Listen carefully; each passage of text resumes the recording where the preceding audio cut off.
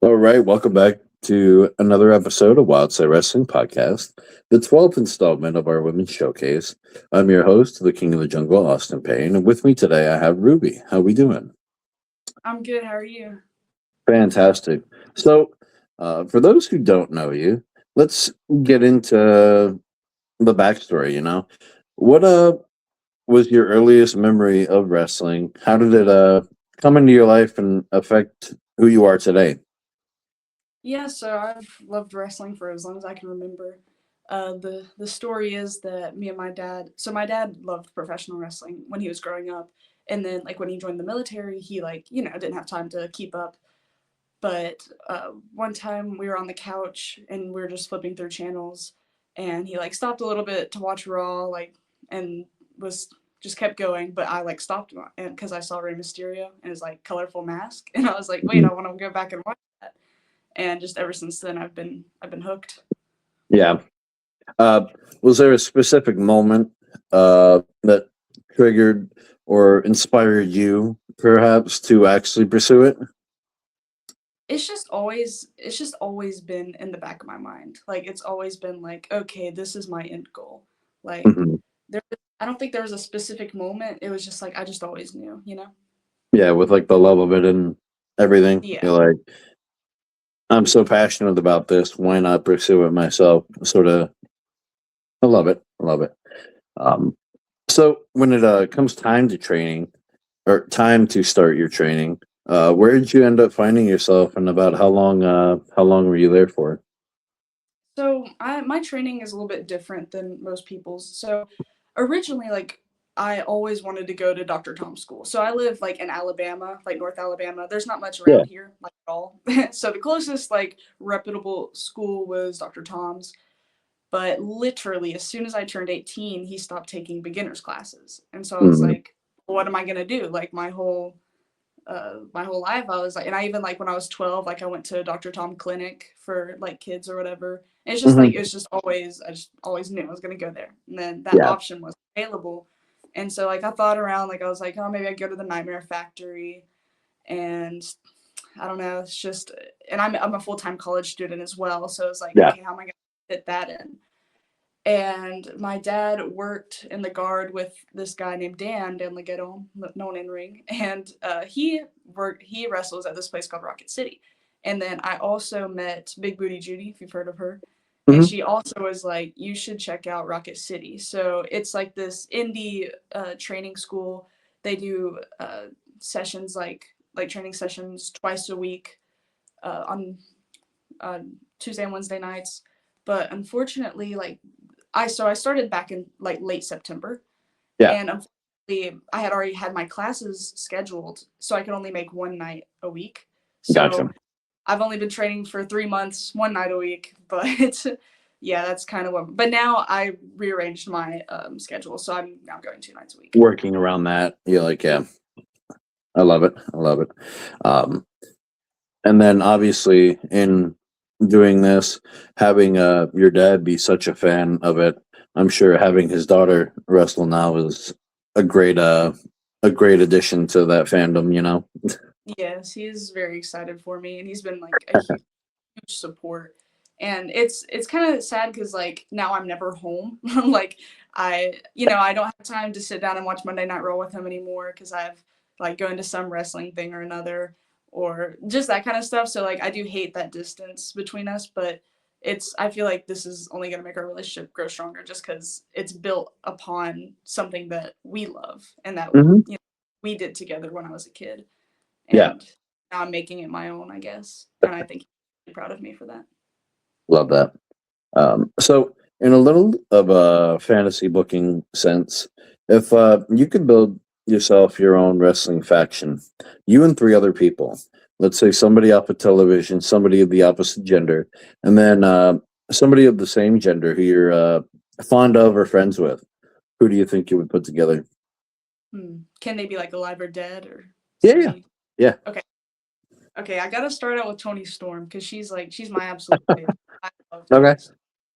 Uh, she like really lit that fire under me as of late to start wrestling. Hmm. I love her new like timeless gimmick. It's Oh, anyways, yes, so Tony Storm. And then my first favorite wrestler when I was a kid, one that really hooked me, was Macho Man. Okay. So to go with Macho Man. And then someone I'm fond of or no. I have to okay, so I have to go with Izzy Moreno. I really Okay. want, like, she's like kind of my dream indie match, I guess. We met once at WrestleMania 34 and we met during like the meet and greet stuff with all the other wrestlers, Yeah. and Yeah. then Like a we have WrestleCon or whatever. yeah. And Yeah. then we have in the same section at NXT Takeover Oh before wow. WrestleMania. And so we just yapped it up, and like I even got her number and everything, and then I like got a new phone, and so then I lost her number. But it's just Aw. like the story's there. But Right. yeah, I'd love to work with Izzy, with or against her. So I guess that'd be my last pick for a faction. Okay. I love it. I love it. Um, so let's continue and say the career ends up going well, and there's a book written about Ruby.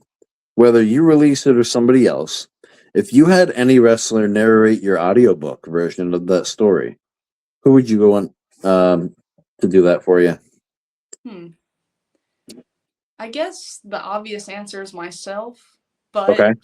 for the bit, I'm gonna go with Michael Cera, just because I just feel like that'd be hilarious, just having his monotone voice narrate such a passionate story. I guess I love it. I I love just it. want Michael Cera narrate a book. Why not let it be mine? Right. You're like, okay, let's tell my story then. That's great.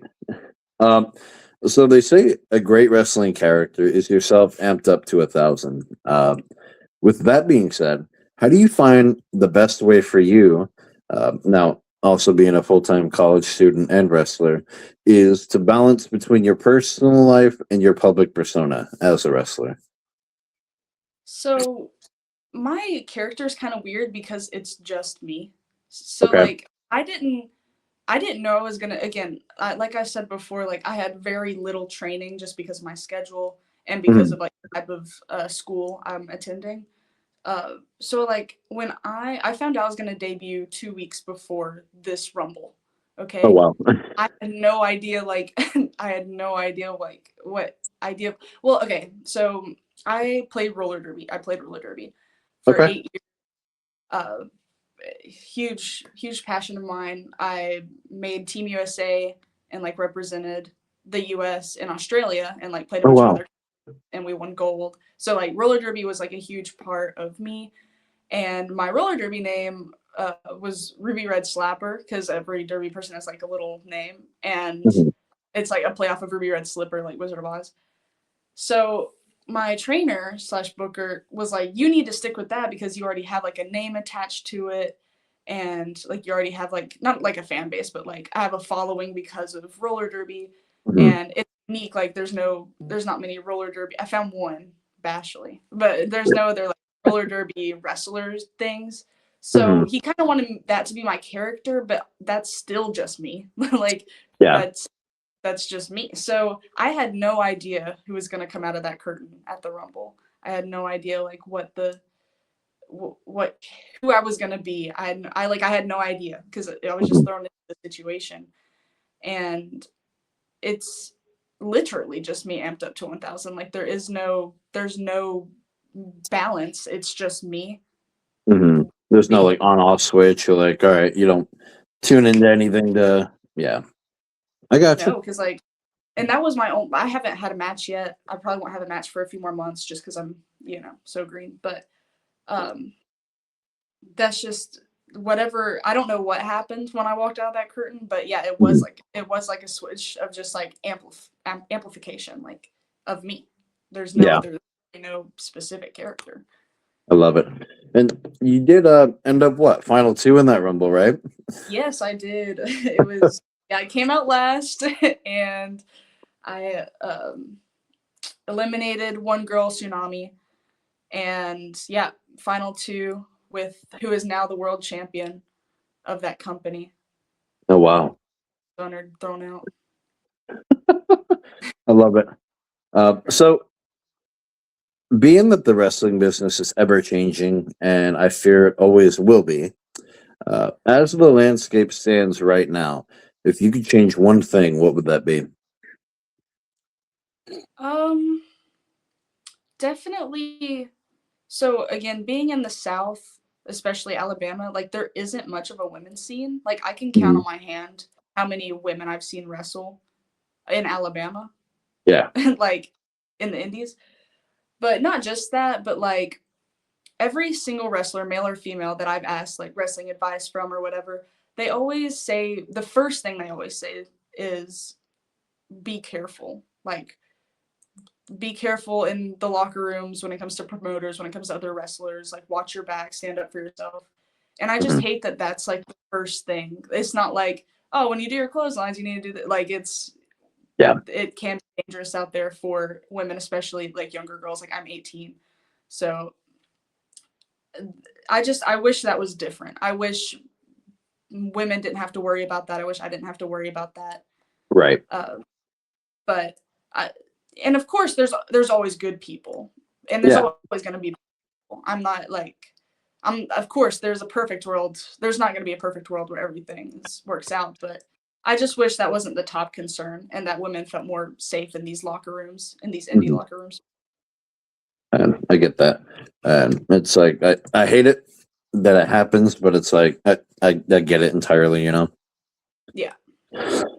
So being so new into the business, obviously you're putting your heart and your soul and everything into it.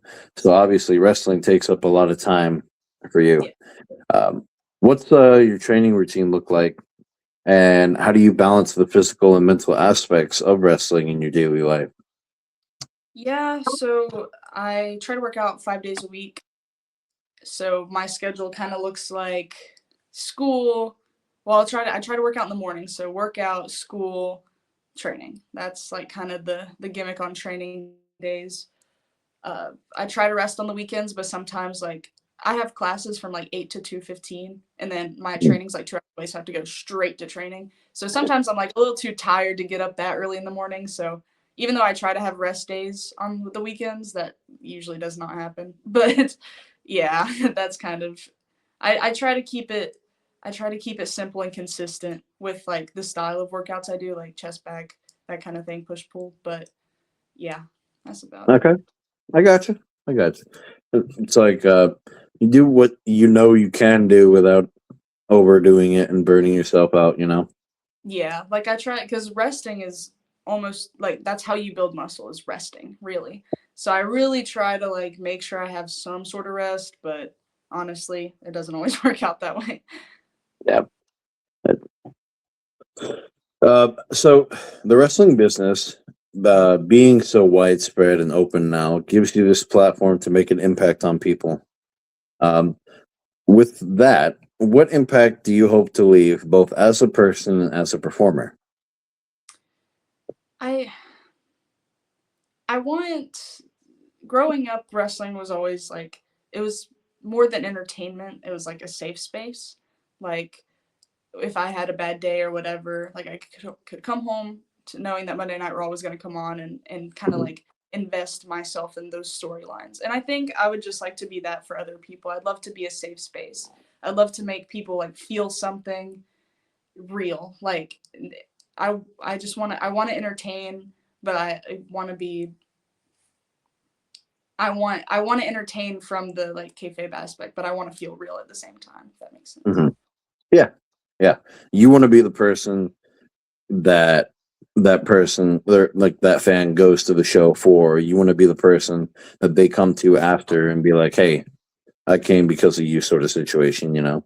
Yes, and I uh, just especially for like little girls growing up because again me growing up I was always kind of tomboyish and I really loved and respected like characters like Bailey who they weren't your typical you know diva Hmm. and like I would love to be like that like because I don't want to be again I don't want to be a typical diva. I want to have a little bit of an edge to myself and so that way like younger girls who feel a little left out in society can also kind of look up to me and that kind of thing.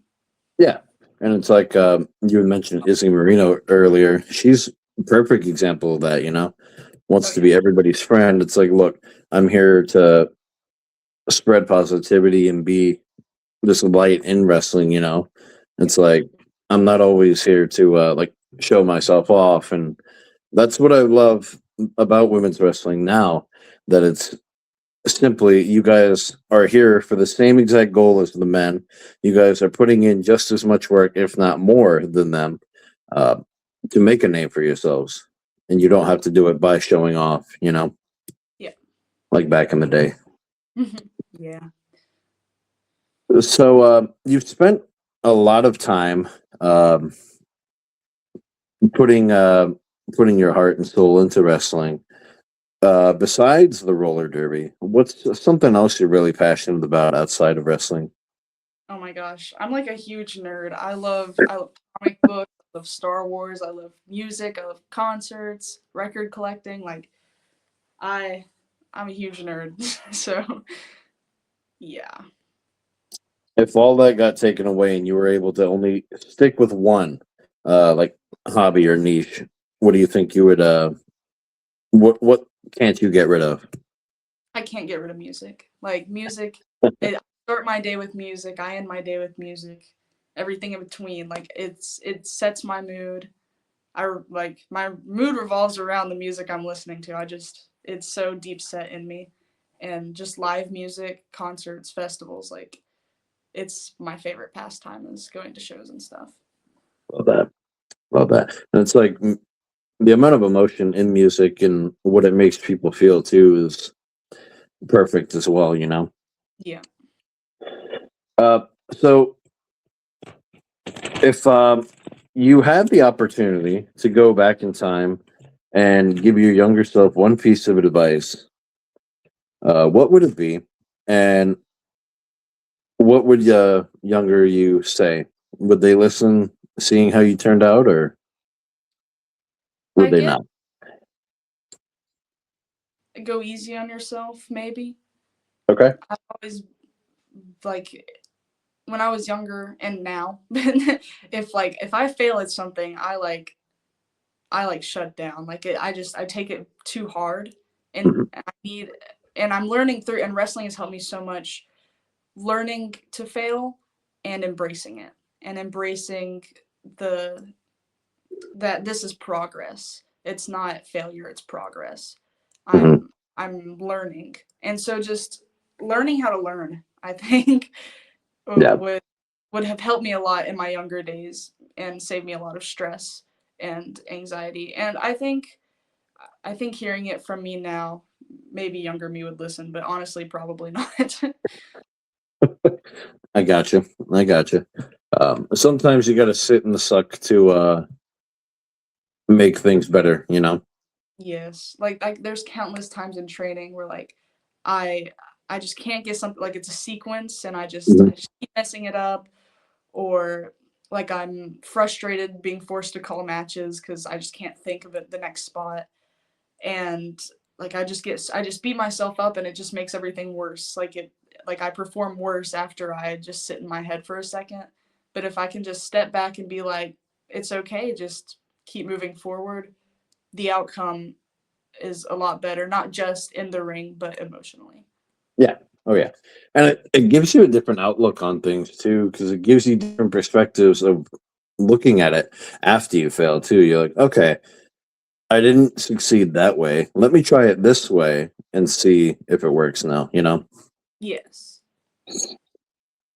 And looking back at your life, you're still very young.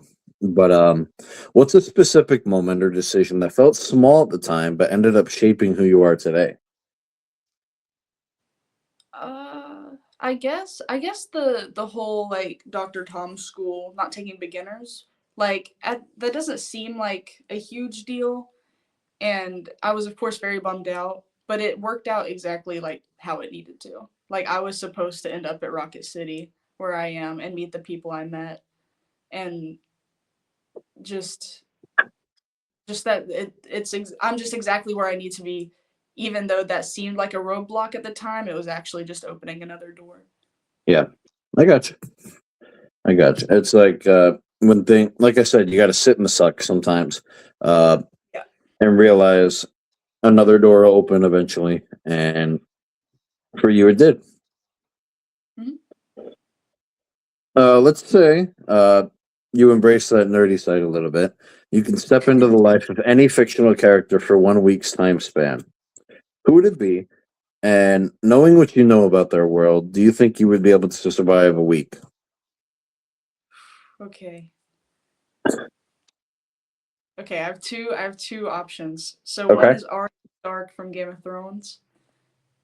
I don't think I could last a week in Game of Thrones. I cannot lie. Like I definitely would not be able to live that life. Uh, but I think I could manage Ahsoka Tano in Star Wars, Okay. especially specifically like the early Clone Wars seasons where she's like being trained by Anakin. I think I could survive that, and I think I'd enjoy it. It's like, whoa, all this is super cool, you know? Yeah, I'd love to And, have her double lightsabers. Like, oh, that'd be so cool. and it's like, it's a perk because, like, you've done that and you can get to take back what you've learned, like, back to reality, you know? Yes. At that point, you're like, yeah, heck yeah. Um, so I'm a huge mental health advocate. That's where this question here has come from. It's if you had to spend an entire year completely off grid, basically like keep to yourself, no internet, no outside connections, no phones. What do you do with your time, and how do you think it would affect you as a person? I I definitely would just focus on learning more about myself, I guess. Like it's easy to get caught up in the outside world, especially like being so as busy as I am now. But just spending time like in my faith and stuff like that too, I think Hmm. is exactly what I'd do. Oh, Okay. that's a good. Yeah, because like early last year, I took like 3 months to just like, all right, I'm shutting everything down. I'm gonna go on a hiatus and just the best thing I ever did. I was like, bet. I Yeah. feel great after this. Um, Also spend more time with my family and stuff, reconnect with them. of course, now you'll have all that time with your dad now, you know. Yeah. So if obviously you can't say you don't, we all have those guilty pleasures, whether it's a TV show, whether it's a sport you play, a movie, or something that you're obsessed with. What's yours? Something you can't live without. Ooh. Oh, that's a tough one. I don't know. I love crocheting. It's a little Okay. nerdy, but I love crocheting. It's very relaxing to me, and yeah, I guess that. Okay. I love it. I love it. Uh, honestly, you come to think of it, a lot of wrestlers actually do like crochet, and a lot of them actually read. Not saying they can't read, but it's like that's like a common pastime a lot of them have. I'm like, huh, I I love also that. try to read every now and then when I can. I love like autobiographies and biographies, specifically of like musicians and stuff. Hmm. Yeah, I have a few like the wrestlers books that they've come out with, And and I'm that's like, all right, bet. Uh, those will read multiple times, but like if I do decide to go back to schooling, if it's a school textbook, I'll put that to the side. I'll put that back on the shelf. oh yeah, it's tough. Like I'll be like before shows and stuff, like shows I'm working or watching. Like I'll just be in the car like reading my textbook in the car light because I don't have any other time to do schoolwork, Yeah, and it's not a good time. I love that. So wrestling side, everybody's got a bucket list, and you can't say that you don't, because I know you've at least thought of it. What's a few things you've always wanted to do or try? Whether that's pick up a new skill, something adventurous, even travel somewhere. That's tough. A lot of my bucket list items revolve around wrestling, Hmm. but I would love to learn the drums. Ooh, I'd love to meet Dave Grohl. I think that's my Dave Grohl. He's the drummer for Nirvana, lead singer of Foo Hmm. Fighters. I'd love Yeah. to him if that's ever possible, or like yeah, something like that. Okay. Uh, Opportunity presents itself. I know you're right on top of that. You're like, all right, I'm gonna do that for sure. Uh, so I do have this interactive segment here that I call character craft. I'm gonna go ahead and say like a wrestling, like almost like an attribute, like you're building your character on 2K or whatever, and you'll say what wrestler you want to represent that skill. Okay. So starting off, you're gonna have the mic skills of who? The Miz. You'll have your in-ring presence of AJ Styles. okay. What about your gear inspiration?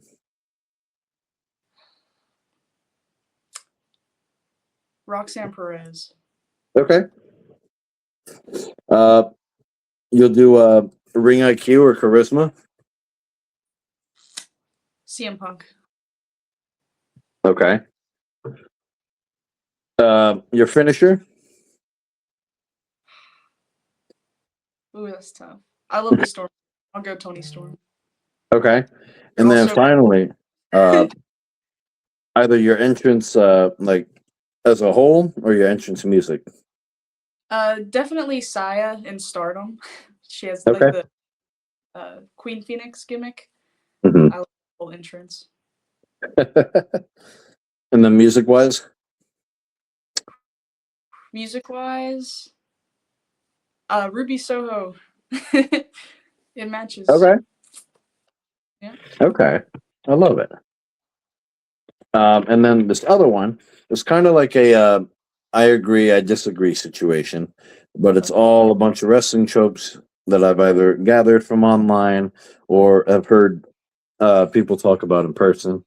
But instead of agree or disagree, you'll say you either flip or skip. Or if it's something you're indifferent about, you'll take a bump on it. Okay. So And just flip if I agree, skip if I skip, disagree. yeah, if you Okay. disagree. And then just a small reason why, you know. Okay. So a wrestler's entrance or their music is more important than their in-ring ability. Skip. I think the entrance and the gear and all that stuff, I think that's really, really important to a character. But I think at the end of the day, your in-ring ability is more important. Because, like, yeah, that'll draw them in first, but it's like if your match sucks, like, Yeah. are you really going to pay attention after that? I think like in-ring psychology is so important to that because you can have the look, but if you can't get that, baby face shine or the heat, like what's the point? hmm Uh, Intergender matches should be included more widespread, like in mainstream wrestling. I'd say flip. I feel like anything to get women on the card, like if there's a woman that's not wrestling and there's no other women, then put her in an intergender match. Just at least for me personally, I'm sure some women prefer to not do intergender matches, but I'll just do anything to get a booking, to be honest. And it's like even most shows have like one women's match on the card. I've always said, yeah, if you're lucky, like I've always said, you can probably extend show hours, up ticket prices to compensate for that because you see like one or two women's matches on the card, but then the rest of them are just sitting in the back. It's like utilize the talent you've trained and give everybody a spotlight. Absolutely. That's why I love all these indie women's specific shows that have all popped up Okay. everywhere. It's like it's giving you guys those opportunities. Yes. Managers are underutilized in the women's wrestling scene. Flip. I guess I never really thought about that. Yeah. I Okay. don't see any managers for women, Whether, especially. yeah. whether it's a manager for a woman or even like a female manager to begin with, you know. Yeah. The only really ones that are notable is what you got like Zelina Vega and Aleister Black, and then you have Chelsea Green and her little faction. But like other than that, there's not really much. Yeah, I know. And it's like I think that would help. Maybe the woman is here. Maybe having that other presence would help elevate them to that extreme that they need to be. You know, Yeah, it'd definitely be unique.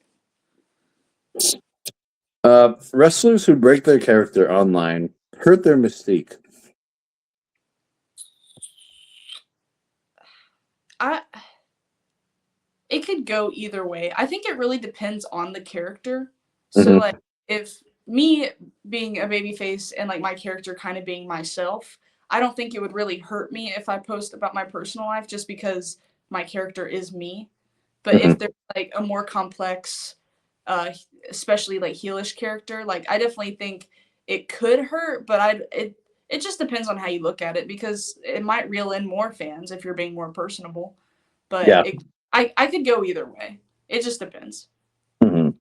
Like an example I like to give is like masked wrestlers or something, or like Uncle Howdy and the White Six. If they're over here posting pictures in Disneyland, like you really gonna take them seriously like that? Yeah. But granted, in full gimmick, I think that would be pretty cool. Yeah, I agree. Um, let's see. Sometimes a loss puts you over more than a win ever could. Flip. I think losing's important, especially as a face, because that's how you get people behind you. Is like, oh, she can get them next time, like that kind of thing. Even if Mhm. you lose like multiple matches in a row, I think that that can elevate you as long as you protect yourself and protect your character. Mhm. Uh, a good example of that one that I like to give is where do you think Cody Rhodes would have been now if he had won that first time at WrestleMania 39? Oh You yeah, know, uh, I don't think he would have had the momentum where he's at now. I think things would have gone a lot differently for everybody in that company too. oh yeah, for sure. Because like he lost, then he wins the Rumble and makes his whole journey all the way back just to win it after that. It's like, okay, that's Makes storytelling. it later when it does happen. Hmm. Hmm. I'm gonna also transition into this third segment here that I call ring ready. I call it that because wrestlers can't truly be ring ready without a good set of gear. This will allow you to show off gear that you have, tell the story behind it, and what it means to you. Okay, so I actually I do sew. Hmm. So I was like always like, okay, I'm gonna make my own gear. Yeah. But and sometime in December, I was like scrolling through Instagram and I found like this red and silver gear set I have like right here with me. And I was like, okay, this is perfect, especially for like my ruby red gimmick. It's Hmm. like and it's silver too, and that's like a Wizard of Oz thing, is like how the slippers were originally silver and stuff. So I was like, this is absolutely perfect for me. So I went ahead and bought it, being like, this is silly, I'm buying this because I know I like my debute's not gonna happen for like months. And then it ended up happening the next month. So I'm glad I bought it. I would have not had time to put the costume. But I think the most significant thing about my gear right now is my boots. So again, was not prepared at all, had not ordered boots or anything. Hmm. But ironically, uh, my dad's wife had overheard me saying how much as a kid like I loved AJ Lee and I always wanted like her knee-high Converse or whatever.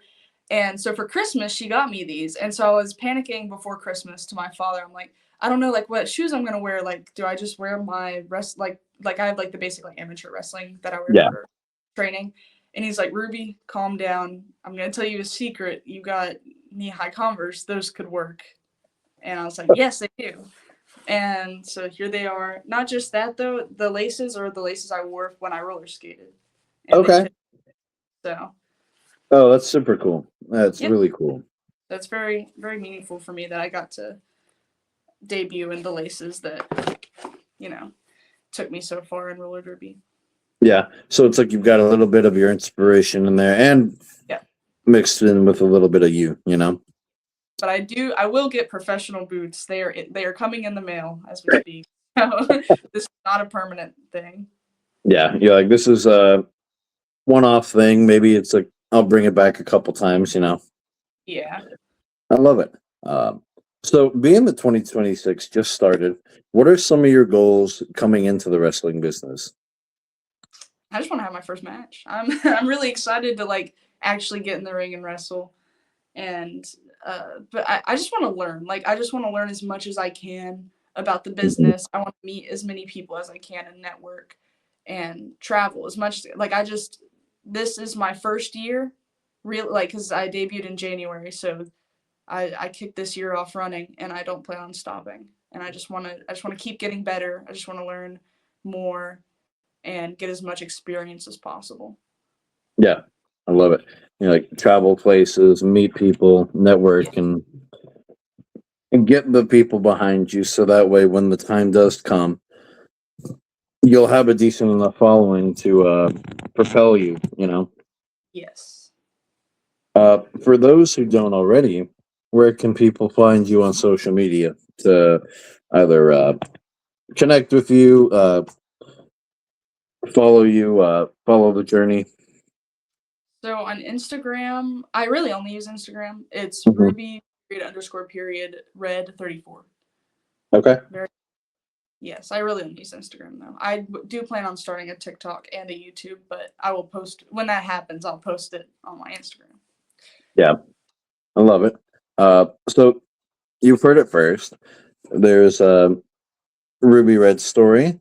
Go ahead and support her, follow her story, and I feel big things are to come for her. Let's Thank you. also nod to the Wild Star Wrestling podcast. And before I do let you go, uh, since you decided to take a step on the wild side and join my animal kingdom, if you had to choose one animal to represent you in the animal kingdom, what would that be? Definitely a shark. Ooh, Shark, but they get a bad rep. If you don't bother them, you'll be alright. But once you mess with them, it's game over. So yeah. definitely. Honestly, it's like, look, they're just trying to live their lives just like we are, you know? It's you, like people, you bother them, they'll bother you back, you know? But they're a lot bigger than people, so I would not suggest bothering them. I'm absolutely not. I love it. Well, Ruby, I appreciate you taking the time. Enjoy following the career, and I hope to see a lot more of you in the year and the next few coming. Absolutely. Thank you for having me. Absolutely. With that, I say let the interviews continue. And on the co host, Jeff's behalf, stay wild, my friends. Bye. Thank you.